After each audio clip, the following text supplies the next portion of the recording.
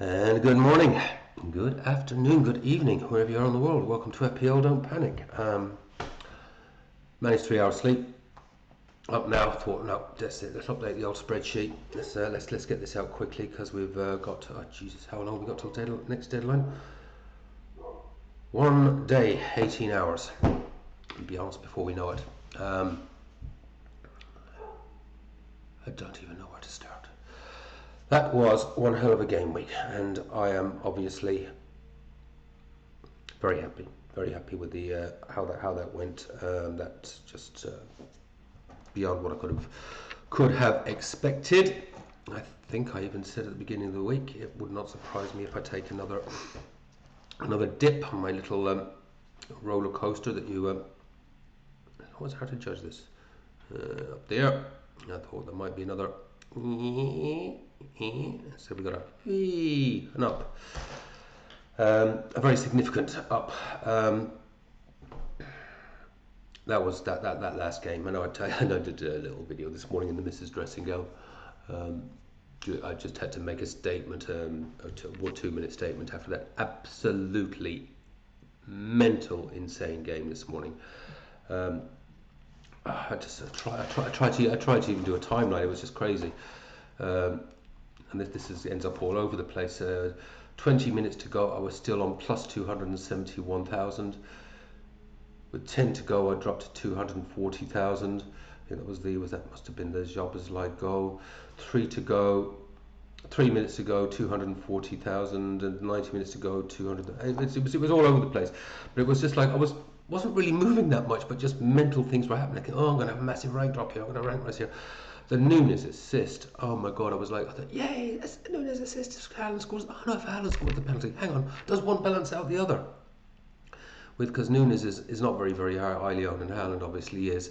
And in the end, it was like a massive moment of drama, and I went nowhere. There was barely a change. So, I mean, I actually started the match, started the game week. Sorry, not the game week. I started the beginning of the match with about 271,000 rank rise, and I ended up, as I say, with was it in the end about 263 or something like that. I went that 90 minutes of insanity. Haaland, the Schlobberzeit sending off, and seeing the clearance from the defence, and Haaland running on to go, no. I had no idea what the fuck was going on. Seriously, it was just absolutely insane. Anyway, all's well for once. That ends well. It's a significant green arrow. Anything else of note there? There's obviously some absolute heroes in this whole insanity, but not going to do the game week to death. No clean sheet once more from Verbruggen. The amount of clean sheets that I have lost on 61 minutes. Why is it always 61 minutes? 62 minutes, where I seem to. It's almost time it. Almost time it. 62. Here goes my clean sheet. Every fucking week.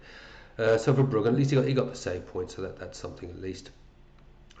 Gabriel, yay, 6 points, but ultimately the Arsenal double did hurt me.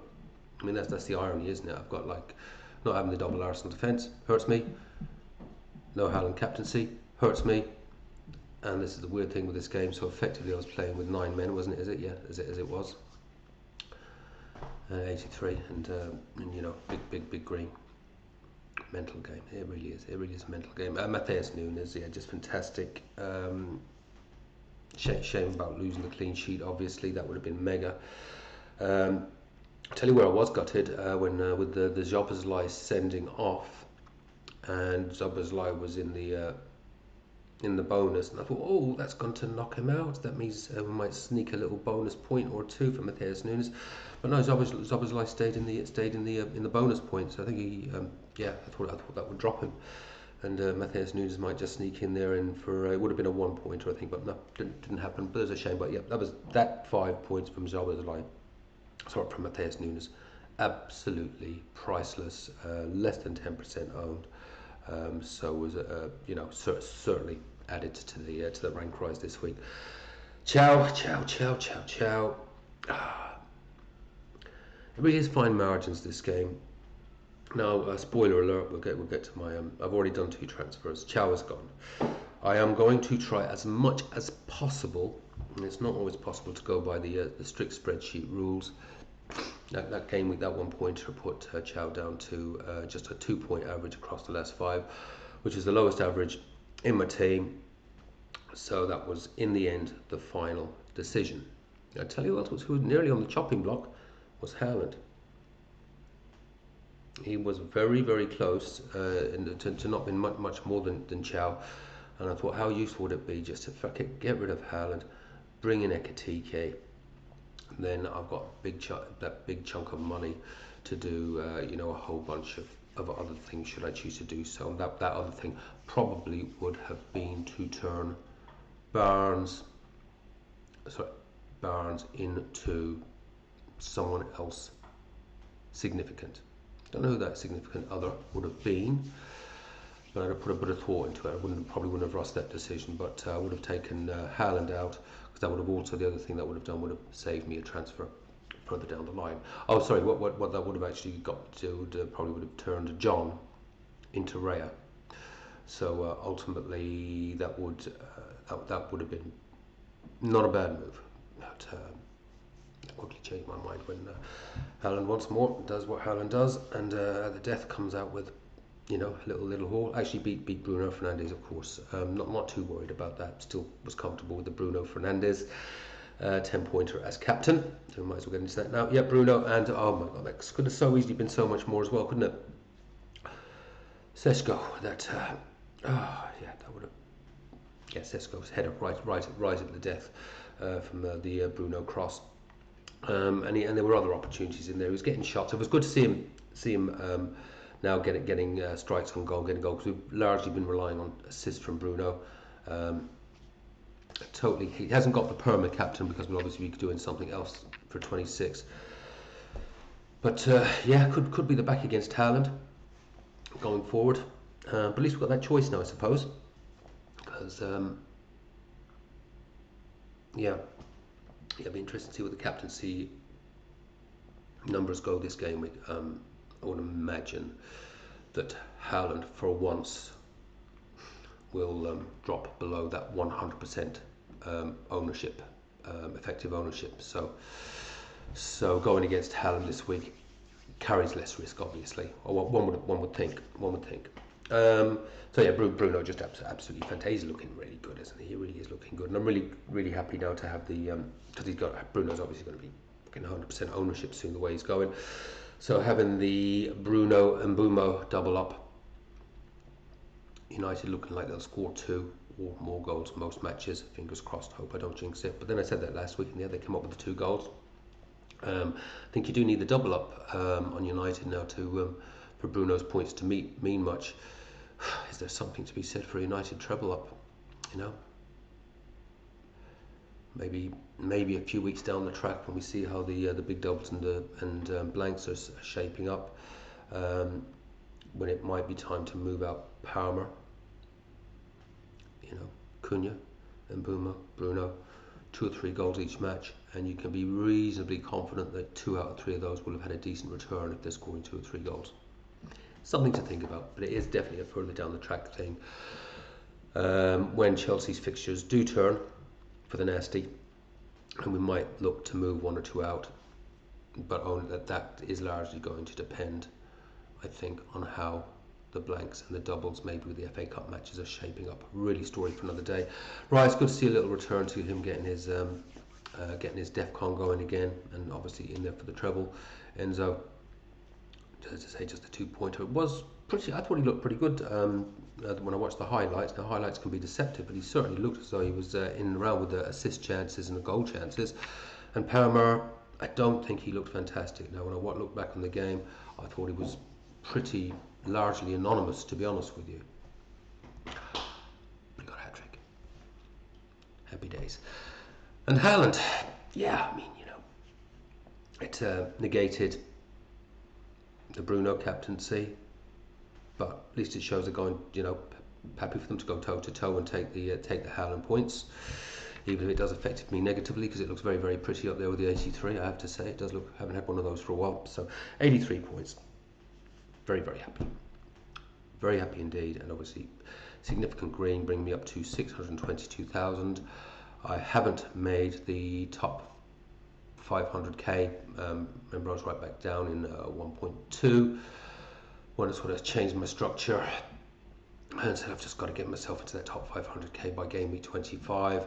As you can see, the roller coaster. Just small margins. Even Chow, who I've moved out. Sorry, what I meant to say is Chow could have had 2 goals in that game. These are the fine margins. Chow could very, very easily have 2 goals in that game. When I look back on the highlights, like Jesus, that was one absolutely magnificent save in particular. But he's gone now. Let's have a look at what I've done. And I've taken a hit. I'll try and justify it as usual.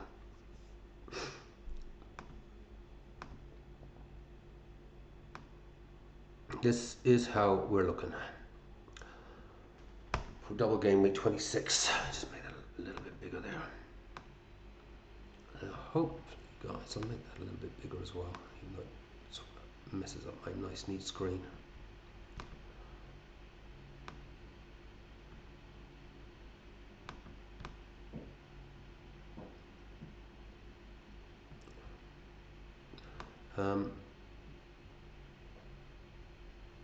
Okay, hopefully that's nice and visible. That's how I'm lining up. Oh, my nice, neat screen is destroyed. Let's back up there. Here you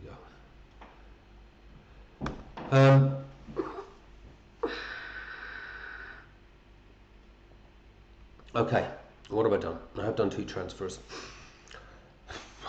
Try and give some logic around this.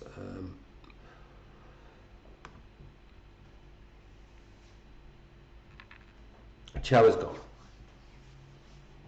so that resolves that problem, and I have brought in Hill for Chow. 3.9. Looks like he's getting full games. Bournemouth going well. I had Bournemouth. You see, I've taken them out of my watch list now. Bournemouth, because I like Bournemouth where they're going at the moment. I like the fact that they're, they don't have the blank in 31.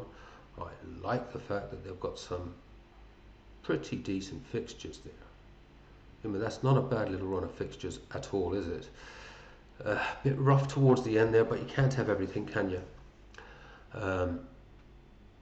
But who knows what I might want to do, or what I might have done, as we see the doubles and the blanks start to materialise for double 33 and blank 34, where I have made absolutely no decision whatsoever what chip I am playing where.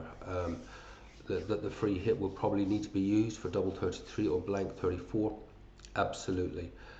But the plan is, I do have one more transfer to make in 27. I'll talk about that shortly. And then the plan is then to roll 28, roll 29, roll 30. That might not be enough.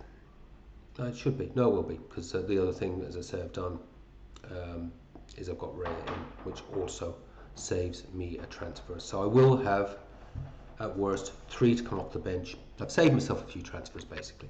If I was to hit 31 tomorrow, I would only need 1 transfer to sort out blank 31. It's not too bad. It's not ideal, but a lot of what happens now is going to be driven as we hit the FA Cup matches, and we start to get a feeling of what these doubles and blanks are going to look like in 33 and 34. In the dream world, as the FA Cup matches unfold,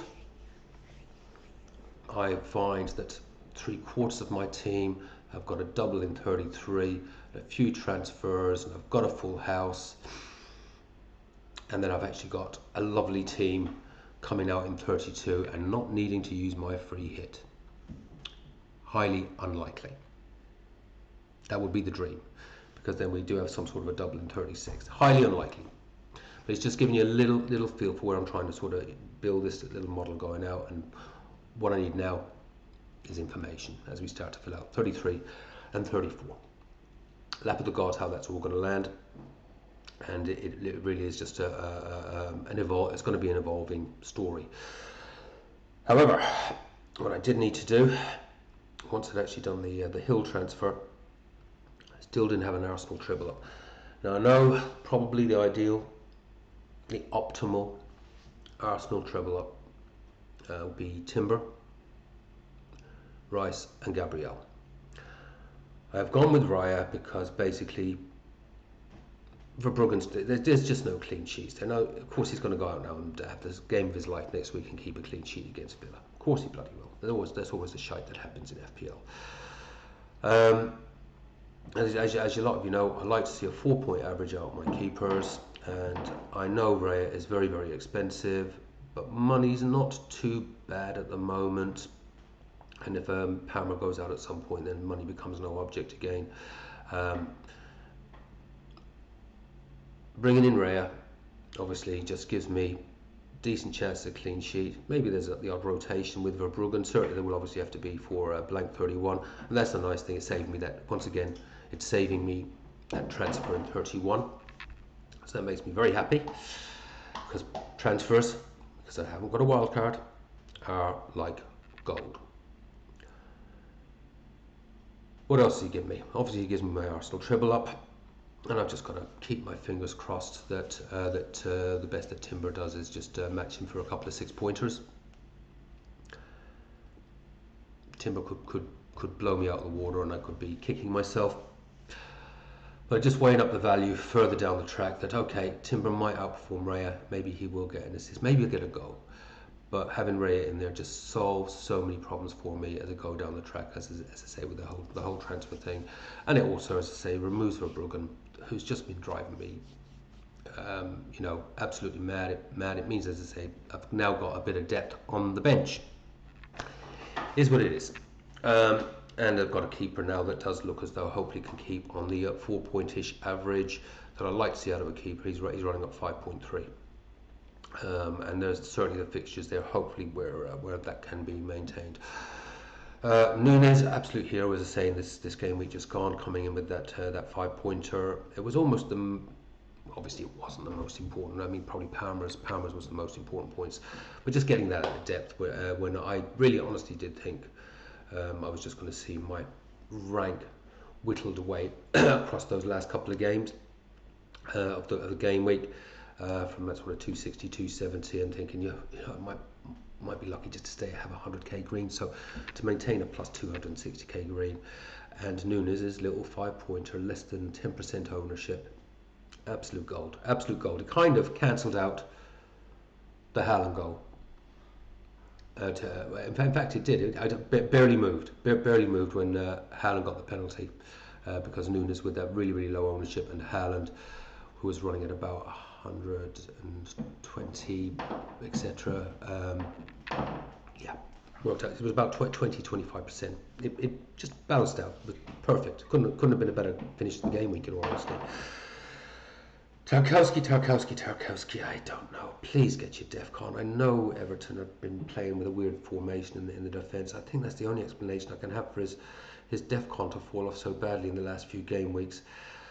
So there ain't a lot I can do about that now. I've just got to roll with Tarkowski now, and I hope he starts to find his DEFCON again. Of course, he nearly had a goal last week, so he is due. He usually gets 2 goals a season. It'll be an amazing time for him to grab 2 goals somewhere in the next 4 or 5 game weeks. So Hill's in now. Sod's Law will be, well, he's had a 6, a 7 and a 7 in his last 3. A couple of those been red fixtures. So Sod's Law, of course, now is that he'll do absolutely nothing. But if he's just in there, and if Bournemouth are keeping scores down and he's getting his DEFCON, 3s and 4s, it's kind of okay. And he'll obviously rotate a bit there with Alderete for 27. That looks like a nice rotation. And Tarkowski in 30 as well. There's a nice rotation there as well. To be honest with you, those fixtures, and based on how he's going, he'll just be in each week, even at 3.9 million. So we'll work that out as we go along. But I'm pretty happy with that. And it was a great enabler. Was the Kirkes, not Kirkes, the other Bournemouth lad, the DEFCON King. He's matching him. you know, and at a lower cost. And it was that his price that's allowed me to get to Raya and do one more thing in 27. And I'll talk about that in a second in the future transfer plans. Where are we going? Yeah, Gabriel. Okay, there is the debate. All right, I'm back on the triple captaincy. Back, I've put it, I've taken it on, I've taken it off, I've put it on, I've taken it off. Currently on the bus team, it is on. It's 2 games. He's averaging 6. We know that his ceiling is a lot higher than 6. But say in the worst case scenario, he just gets the 12 points. The 12 points out of this, and that's times 3, it's 36. It's not a disaster. Not a great triple captain, but it's not a disaster. Brentford's the worry. Brentford could well score. But Wolves away, you'd think the clean sheet is there. Away games, I have had a look. He definitely is better at picking up a bit of DEFCON in the away fixtures, for obvious reasons, obviously, because you know, there is a little bit of an onus on the home side to attack. I've talked myself into doing it again, and you just hope that somewhere in there, you know, it keeps the average of 6 going, that there is a bit of DEFCON, and that he does get that attacking return. Then it could really, really be happy days. Because I tell you what, with taking the hit, the -4, I'd be really gutted to see myself, you know, with the Des roller coaster of doom going like this week and then going back down next week. I would be gutted. So it kind of protects me from that. Maybe it's a bit of false protection because obviously I don't get, you know, the full benefit of the triple captaincy. But supposing he does go off, in our echo chamber, our FPL echo chamber, you know, with other content providers and people chatting to you, do get that feeling that there is hundreds and hundreds and hundreds of thousands triple captaining Gabriel for this one. I don't think that's the case. I think that's because we're in our own little echo chamber sometimes. And then it always then you get a surprise then when the actual game week unfolds unexpectedly, because you think, yeah, you've got this false impression of what's actually happening out in the wider game base. I think I'm going for it, guys. I think I'm going for it. Brentford do worry me. Brentford do worry me. But Wolves don't. And it's what's in front of us. And we don't know what doubles and blanks, sorry, the doubles are going to be further down the track. We don't know what the players are going to be injured. We don't know if, say, for Haaland, you know, there is an opportunity, obviously, to triple captain him further down the track in a double. But who the hell knows? He could be injured. City could well be, you know, out of the running for the title race with a focus on Europe and getting limited minutes or rotations, etc. We know he's there. We know his numbers are pretty decent. We know he's got a high ceiling. Fuck it, I'm going for it with the triple captaincy, I think. Reserve the right to change my mind on that one though. Rice, yeah, lovely. His numbers are pretty shy, to be honest with you, with 3.2 average at the moment. However, we saw a little bit of a return to DEFCON, and similarly, Rice, I think, is better away from home for his DEFCON. You know, there's a chunk of away fixtures there where I think his points actually may be better, and if you can pop him with a goal, that would be good. That would be very good. Then we've obviously got the Chelsea boys, the Chelsea double up with Leeds at home. I think Palmer's safe, given that he has had the early sub after getting his hat-trick, and honestly I was actually happy for him to come up on 60, because I knew then at least it means that he would most likely start for Leeds at home. He may get the early sub again.